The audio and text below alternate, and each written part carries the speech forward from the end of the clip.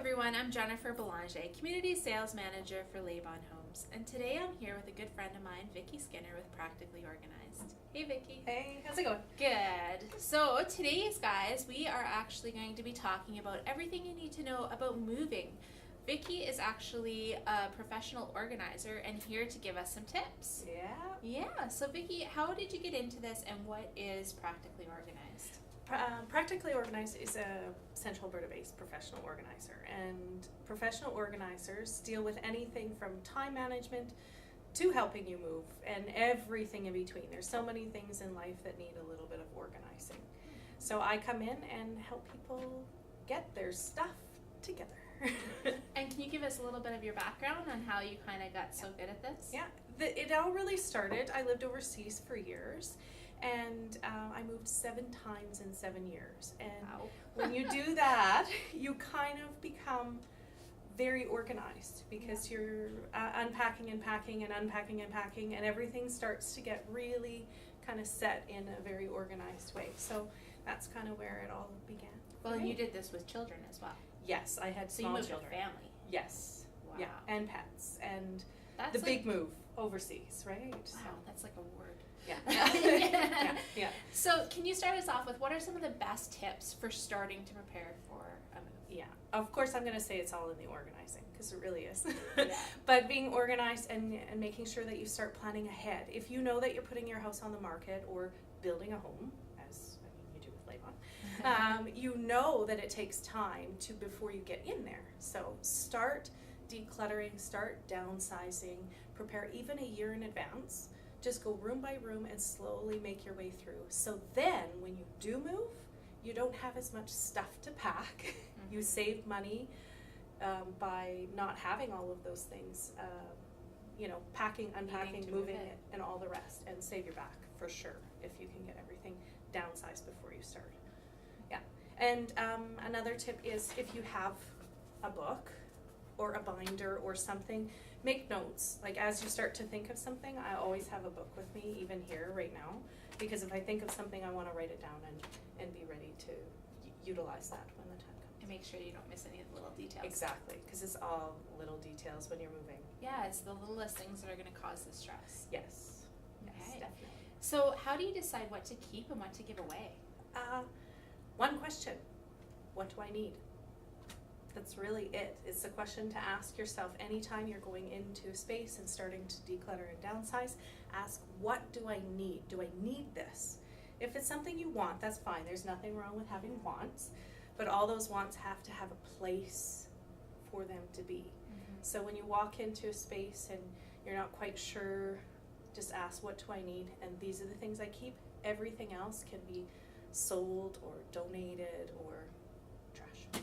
Well, and I find it's so much less stress to get rid of it before you go than to take it Yes. into your nice new home and then have to deal with it there. Too, Exactly, because then you're living in boxes for a whole lot longer because you packed all those things that you may not need, Yeah.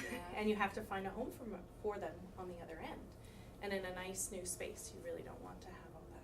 So you had mentioned about donating items. Yeah. Do you have some tips on where to take some items? Yes, every community has really great places to donate items, and so it depends mostly on if you are tied to certain charities or certain organizations, then absolutely utilize those. You'd be surprised. Just give them a call, find out what they accept. If you're here in the Red Deer area, I use Missions Thrift Store, takes pretty much anything. The Humane Society is great about taking cleaners, even half-used cleaners, and old linens and towels and stuff. They really need those things there. They go through a lot with pets, as you can imagine. Yeah, and you had mentioned to the Canadian Diabetes Yes. Association, because I believe they actually come to your house, do Yeah. they not? Yeah, so you can call them ahead of time if you have a lot of stuff and you don't want to be bothered with taking it to a drop-off point or anything like that, then you just give them a call and they'll come by and gather it up and take it away from you. So it's Perfect. really handy for those in a hurry. Mm-hmm. Yeah. So what things should we have on hand when we start to pack? Well, number one, you gotta have boxes, right? So good quality boxes, I say, are like a lifesaver. If you have a little bit of money now, invest. I mean, if you do a few every time you move, it's better because they're gonna last you a lifetime. Stack them up, you can always use them later. But if you have a lot of boxes that are the same size and high quality, it's easier to stack and move them. And you don't have to worry about it falling apart as you're carrying it. Right. So there's nothing more stressful than that. Exactly, and anything with handles is obviously fantastic. And you can just use a knife if a box doesn't have a handle. Just cut a triangle on the side, and then you've got a handle in it. So That's genius. yeah, it'll save you every time. I've never thought of that. Oh really? No, Yeah. that's See, there awesome. you go. So then with boxes comes tape, except like this one folds up. It doesn't have any tape on it except to close it in the end. Moving blankets for furniture, and a whole bunch of other stuff. So I always assemble a kit Okay. when I move. That doesn't surprise me. Yeah, there's always an organized way. Yeah. So when you're packing up, my suggestion is start with an empty toolbox.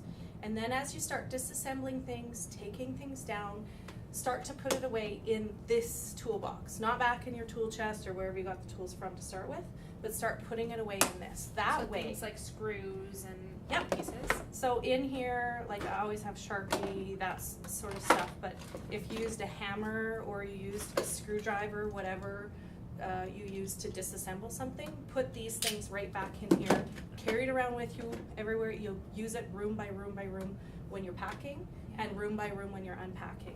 Keep a bunch of Ziploc bags in there because then you can put all of the screws that held this bed together or all of And these. label it master bedroom. Yes, label it. Or my other big tip is to color code things. So each room has its own color. So if you don't want to worry about writing on everything, just grab a different color tape for each room and just mark it so that even these bags can just have a piece of tape on it and throw it in the box and you've got it all ready to go when you get there. And that's simple, on the because it other. wouldn't have to be a big piece of tape, just something. It doesn't. Just anything to color. And if you don't want to use tape, then get a marker and just color a square, put a star on it, whatever. That saves you having to rewrite everything that's in there. Whatever belongs to that room is that it goes in a box with that color on it. So it doesn't have to be complicated, it's whatever you have on hand. Right. Yeah, use what you have. You don't have to spend a lot of money to do these sort of things. Like, I know that I said good quality boxes. Use what you've got. Go to the grocery store. Yeah. Often they have really great high quality boxes because they're using it to ship items, heavy items. And a lot of times they have them all the same size too. So it makes it easier to pack. Perfect, I love Yeah. this idea, this is really smart. Yeah, this is a lifesaver, for sure. So what are some of the biggest mistakes that people make when they're moving? Oh, well, too much stuff. If you don't get rid of it before you move, I know we talked about that at the start, that makes it a big deal. And not hiring a mover. I'm really a firm believer in hiring a mover because I know it costs money. Nobody wants to spend money, extra money. You're already doing all these other things that cost money when you move. However, it costs you money whether you're buying pizza for your friends or beer or whatever, and they don't come with insurance. Well, and it costs money to fix the hole in the wall, and it costs money when you hurt your back and are off work for a week. Exactly. So it's just easier to hire a mover. And there are really great companies, local companies, especially if you're moving local, it's really an easy thing.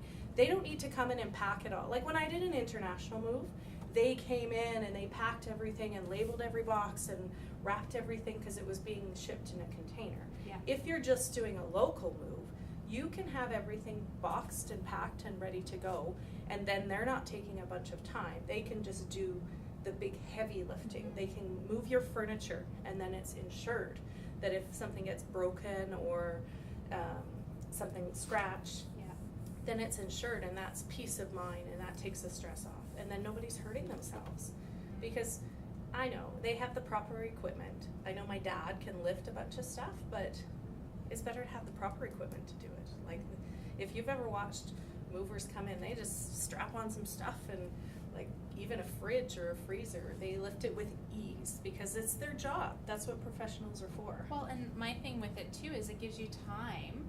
So you haven't wasted your energy moving everything. Yep. Now you can enjoy the unpacking and Right. sorting through your Nobody items. enjoys that. But Well, you can take your time. You have yeah. the energy Yeah, to exactly. tackle the packing because you aren't exhausted from the moving part, right? Like you can concentrate and focus your energy. You're much less stressed in that situation. And they can come and do it in just a few hours. If you have everything packed and ready, they just come in and if it's local, here all your furniture goes in and then it goes right into the rooms that it needs to be in. And it doesn't take much time for them. No. They're fast. I mean, it's their job. Yeah. Like it's hiring professionals is really, really important, and it really will save you money in the end, because the stress. We all know that moving is stressful, so the stress is a big deal. So I know, Vicki, you had told me that you have an essentials box that you Yes. pack. Can you show us what that is? Yeah. So, when I ask that question, what do I need? This is the first step to moving. So instead of going in and starting to pack up the boxes and then all the rest, this is what I do. I use what's called a priority box, and I have one for each room, and it can be a different size. Like, I always have the kids have one for their room. I have it for each room in the house. So this is like a little one that's for the linen closet kind of thing. So what this means, what the priority box is every room in the house gets one, and it's enough for 3 days. Okay. So the essentials for 3 days. So that gives you time that when you do move, you don't have to rifle through a million boxes to find the things that you use. So I recommend a couple weeks before you move, or once you start packing up, that you get a bin for each room and start putting the things in that you use. And then you know that that's exactly what you need for at least 3 days worth of stuff. So like this has soap in it, toilet paper, I mean, these are priorities, right? Face cloths and towels, anything that you would need to have a shower or get sort of the bathroom linen closet ready to go. I do one for my kitchen, and I usually have enough plates and cutlery, whether you use plastic plates or paper plates, you know, a little bit of dish soap, a couple of tea towels, and a dishcloth all in one box, that there's your kitchen, it's ready to go on the other end, that you don't have to unpack all of your boxes to start living again. So would you send this with the movers? No, I usually do these myself. It depends on how far you're moving, of course, but I prefer to move these myself. These are the essential boxes. Nothing gets lost. That toolbox goes with it, and then you have everything that you need right when you get in there. Because the other big thing, the other biggest tip is the unpacking part. I always recommend that you don't move all of the boxes in your house. If you're going to hire a mover, have them come in and get the furniture in each room. Some of them will assemble the furniture again for you, so that toolkit's awesome because you can just put it with the furniture and they can go around quickly assembling. They're really good at that. The rest of the boxes, if you have a garage, use it. If not, use like your front room or the least used room in the house, and use the tape to tape off an area that this is the blue tape, this belongs to the kitchen. This is the green tape, this belongs to whatever. And have all of the boxes that have a little piece of tape on it, color coordinated, get set in those spaces. Okay. Then, one by one, bring the stuff into the house. Because if you have your furniture in and these essential boxes, you can live, you know, without feeling the stress of, oh, I have all this other stuff, I'm losing, you know, I don't have this, I don't have that. You can slowly bring those boxes in when you have time and make your moving way less stressful if you do that way. Well, and one thing that I know you have told me is about only putting things in the box that belong in that room. Yes. Don't mispack is what I call it. Because each box should have a piece of tape or a label that belongs to that room. And if you packed everything in that room and your box is half empty, that's okay. Close it up and be done with it. Because if you start putting in the remote with in the bathroom. In the bathroom, when you go to unpack, you're going to be lost. But really, those remotes should be in one of these. Like, let's be honest. That's yeah, where they're an belong, essential, right? Yeah. But then you're going to get the things are going to get lost if you mispack, and then you have to unpack all of your boxes to find the one thing that you needed from that specific room. So that's why I color coordinate or label, however you do it. Everyone's got their own way, but that's what that's for. Don't mispack.